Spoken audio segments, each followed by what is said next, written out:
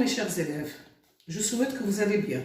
Aujourd'hui, nous allons entamer la dernière leçon des activités de langue du projet 3, séquence 2. C'est la leçon d'orthographe.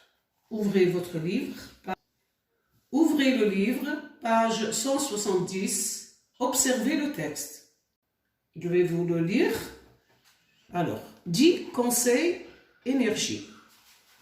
Un défenseur de l'environnement a remplacé ses climatiseurs par des ventilateurs. Il tenait ce discours. Si la température de votre habitation est élevée durant l'été, achetez un ventilateur plutôt qu'un climatiseur. S'il ne refroidit pas l'air, il a l'avantage de vous permettre de mieux supporter la chaleur. Un ventilateur suspendu à votre plafond est plus efficace car il favorise une ventilation lente et régulière. Ces ventilateurs sont moins chers qu'un climatiseur. Alors, une fois que nous avons lu le texte, que nous donne l'auteur dans ce texte? Toi? Oui, l'auteur nous donne des consignes. Très bien. Dans quel but? Oui, toi, l'auteur nous donne des consignes dans le but de nous donner les avantages du ventilateur. Très bien. Observez les mots soulignés. Que remarquez-vous? Oui, on entend la même chose, mais on les écrit différemment. Comment on appelle ces mots? Oui, des homophones grammaticaux. Très bien. Nous allons les classer. Nous avons d'abord A sans accent différent de A avec accent, et ET différent de EST, et CES différent de CSES. Alors, on va commencer par A différent de A sans accent différent de A avec accent. Alors, qui peut me dire quand est-ce qu'on écrit A avec accent et quand est-ce qu'on écrit A sans accent? Allez, toi? Oui. Très bien. On écrit A sans accent lorsqu'il s'agit du verbe avoir au présent de l'indicatif à la troisième personne du singulier. Et dans ce cas-là, on peut le remplacer par AV. Très bien. Et on écrit A avec accent lorsque je peux le remplacer par vers, par la proposition vers. On dit par exemple, je vais à l'école, je vais vers l'école.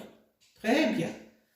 On passe au ET différent du EST. Alors, quand est-ce qu'on écrit ET et quand est-ce qu'on écrit EST?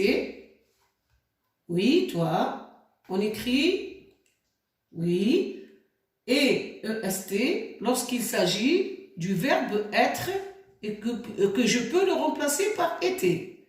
Je dis, par exemple, ma mère est malade, ma mère était malade. Très bien. Et je l'écris ET quand je peux le remplacer par et puis. Je dis, j'achète des légumes et de la viande. J'achète des légumes et puis de la viande. Excellent. On passe au C différent du C. Alors, le premier C, déterminant démonstratif. Très bien, on peut le remplacer par ce ou cette. Alors, je dis, ce garçon au singulier est sage, au pluriel, ces garçons sont sages. Le CSES est un quoi? Un déterminant possessif. Très bien, on peut le remplacer par mon ou ton. Je dis, oui, je dis, il a ramassé ses affaires. Alors, mes affaires, tes affaires, ses affaires. Mon cartable, ton cartable, son cartable, au pluriel, mes affaires, tes affaires, ses affaires.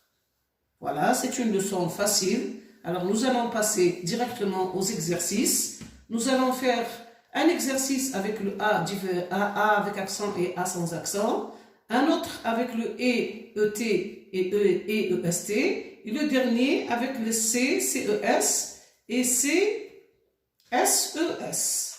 Alors, oui, toi, commence. Le jardinier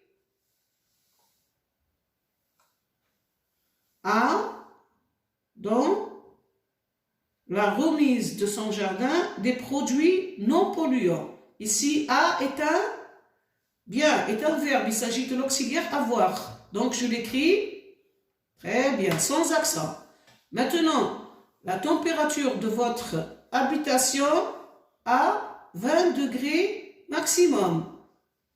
Même chose ici, il s'agit d'un verbe, je l'écris sans accent. La maîtresse a fait une activité de pâte à modeler. Le premier a est un verbe, oui, je l'écris sans accent. Et le deuxième, c'est une préposition, je l'écris avec accent. Très bien. Cette personne a économisé beaucoup d'argent. Oui, ici, il s'agit d'un verbe, je l'écris sans accent. Donc, a économisé beaucoup d'argent grâce à son savoir-faire.